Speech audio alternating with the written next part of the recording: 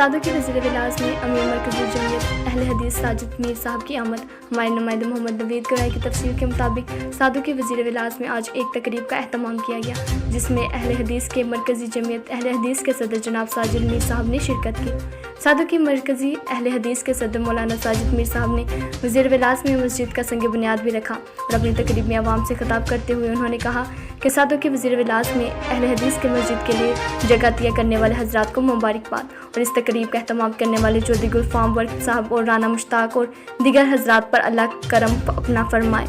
सादों के वज़ीर विलास में सिक्योरिटी के सख्त इंतजाम भी किए गए और लोगों के लिए खाने का भी इंतज़ाम किया गया।